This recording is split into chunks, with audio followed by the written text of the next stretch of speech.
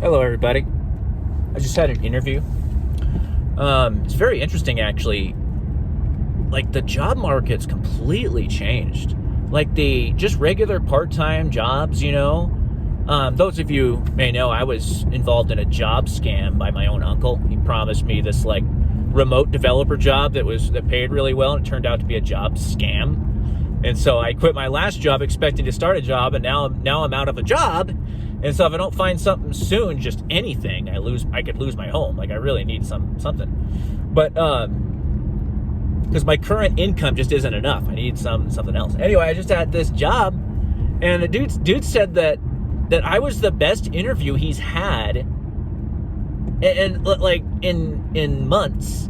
But mainly because, like, he said I was the first person that wore a button-up shirt. Basically, he's interviewed like tens of people, right? Like, I don't know how many, dozens.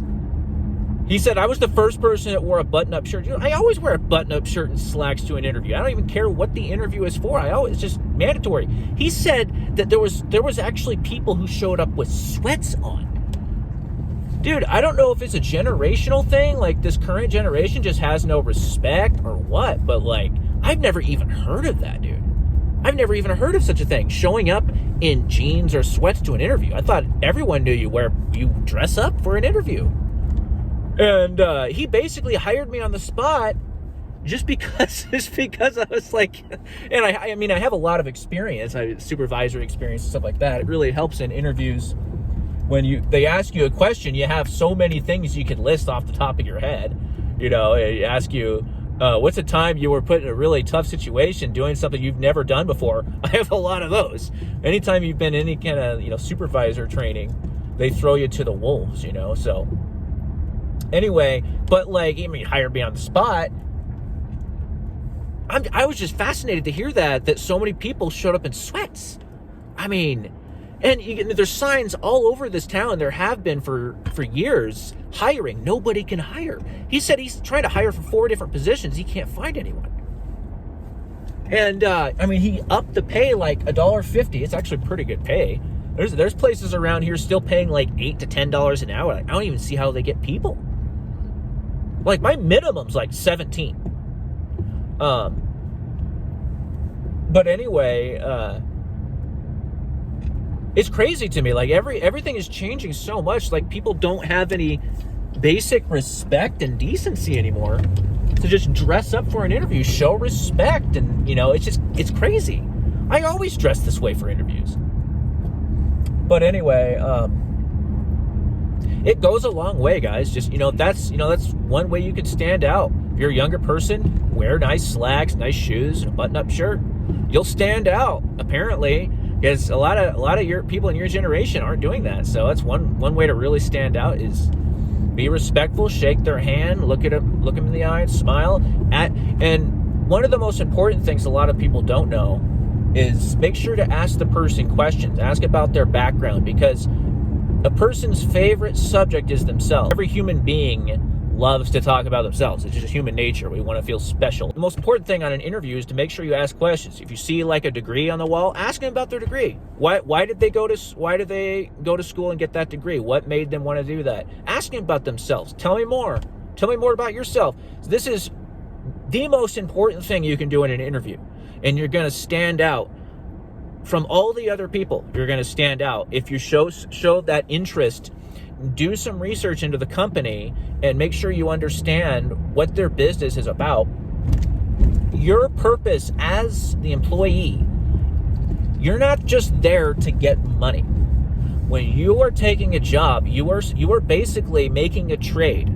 Your trade needs to be valuable to them, valuable enough for them. You're basically saying, I will give you this service if you give me this money. And because we've sort of abstracted away, because everything's become so corporatized in our modern world, it's like we don't really understand it. We've abstracted what work really is. And people don't really, back in the old days, it was obvious, because things weren't so corporatized. Everything was done on a handshake, like I'll give you this, I'll make you this sword. I'm the blacksmith, right? I'll make you this sword if you give me this, I don't know, you trade me, give me a loincloth or something, I don't know. it was more obvious that things had to be of value. You had to provide some sort of value to get that value or that payment in return. And because things are so abstracted away now, we don't really think of it in those terms anymore, but things still work the same. You need to be providing value. That should be your goal in the job search, and making yourself marketable to an employer is providing value. What can you do to make this person's life easier, to make them money, save them money? Are you a hard worker? Do you focus? Do you think of ways to improve sales? Do you think of ways to improve, whatever? Can you get the person clients? What can you do for this person? That's what they're looking for. They're looking for someone who wants to provide value to the company. That should be your goal, not just to answer these questions and hope you do a good job. You should know you're going to do a good job. You should be confident you could provide value to this person. That should be your demeanor. That should be your goal. That should be I'm not using the right word, your thought process going into the interview is, I'm confident I can provide value to you. You would be stupid not to hire me because I can make you money. I can make your life easier. You're probably working 60, 70-hour weeks as the manager. I can make your life easier somehow. Anyway, you should be avoiding any kind of behaviors that will make it look like you're just going to cost the employer money. You're going to make their life harder. You're not going to add value. There's a lot of people with this, especially nowadays, a lot of people, young kids, have this entitled mentality of, I don't have to provide you anything to get money. It's your responsibility as the employer to make sure I can pay my rent. No, it isn't. There's countries so poor they need half a dozen roommates to make rent. Yes, things are tougher than they used to be, but they're still not as bad as a lot of parts of the world. Look on the bright side. Anyway, that entitled mentality will never get you anywhere. Seriously, those people stay poor the rest of their lives. The people that just have this taking mentality, instead of providing value mentality, that have this, I just need to take more and more and more without giving anything. What can you give me? What can you give me? I'm just going to stand around and talk all day and not do any work, and you should just pay me for doing that, and you're a piece of shit if you don't. That's the mentality of a lot of young kids. They have that mentality, like, you should just pay me for standing around because I can't afford rent, and that's not right. It's a human right to be able to afford my rent without having to produce. So economics works. So society works. You have to produce. If nobody's producing, then you have nothing to consume. It's basic economics. All the nice things that you can buy, like your iPhone, all this nice stuff you have in the capitalistic economy, is not possible unless you produce. Basically, you have to produce. If too many people have the mentality, I'm just not going to produce, it shouldn't take a rocket scientist to figure out that economy is not going to work very well. It's going to start crashing. Anyway, people don't have a duty mindset anymore.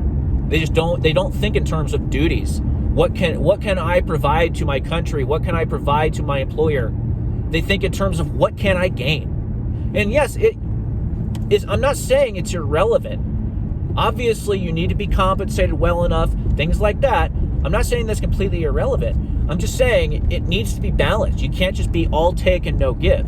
You have to have a mentality of, these employers are in a tough economy too. It's not just me. There's some employers that literally can't afford to raise their wages. But anyway, guys, those are some of the tips from an old man like me. Old, job-experienced man who's basically worked in every single industry known to man. I hope this helps some young kids, have a better mentality about the job and things like that. And of course, there's going to be some people who disagree, of course, because there's some people that just have this communist take mentality, and you're not going to change their mind. Some people are just not open-minded people. They're committed to their sociopathic, narcissistic take mentality. They're entitled, narcissistic take mentality. Anyway, guys, I appreciate you watching. Have a good day. Like and subscribe.